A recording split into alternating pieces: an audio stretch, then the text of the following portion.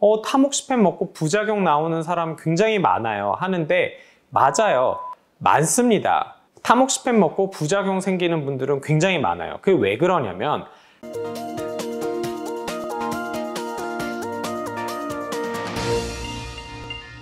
안녕하십니까. 유방외과 전문의 이양민입니다.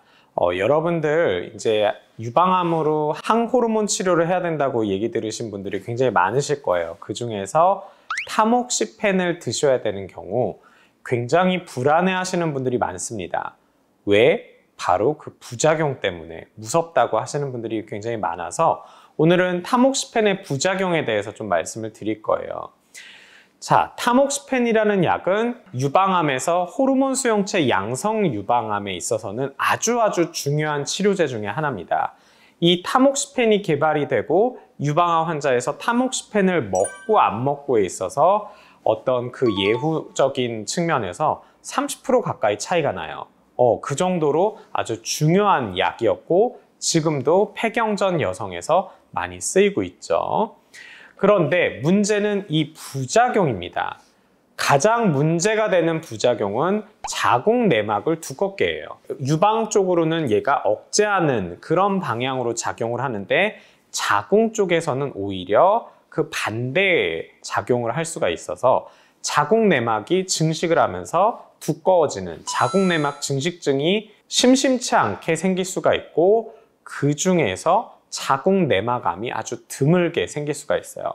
타모xifen을 드시면 한 2% 정도의 자궁 내막암 발생 위험이 올라갑니다. 하지만 자궁 내막암은 치료가 비교적 쉽습니다. 유방암에 비해서는 너무너무 쉽고 초기에 발견을 했을 때 막말로 정말로 자궁을 제거하면은 그 다음에는 거의 문제가 되지 않아요. 그래서 의사가 바보가 아니기 때문에 당연히 자궁 내막암이 위험하다 그러면 그 약을 안 쓰겠죠. 하지만 자궁 내막암의 발생 비율도 굉장히 2%밖에는 안 되고 혹시나 그게 발생하더라도 쉽게 치료가 되기 때문에 별로 그렇게 걱정하실 필요는 없습니다.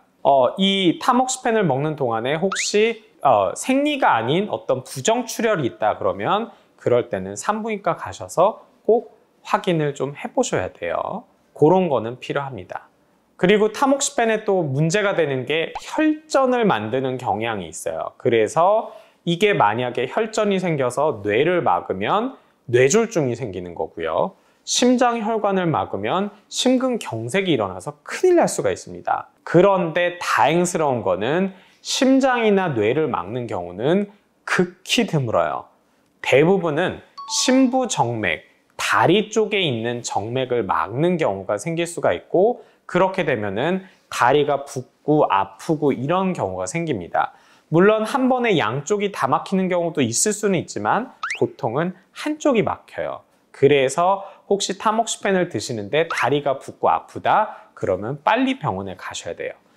위험하냐? 사실 위험하지 않습니다. 빨리 병원에 가서 혈전 용해제 드시고 그러면 대부분 문제가 되지는 않아요. 그리고 그 밖에 눈도 좀 침침하고 안 보일 수 있다 하는데요. 네, 맞습니다. 이제 백내장이 올 수도 있어요. 그런데 그런 경우는 그렇게 많지는 않고 보통 타모xifen을 중단하면 많이 호전되는 양상을 많이 보입니다.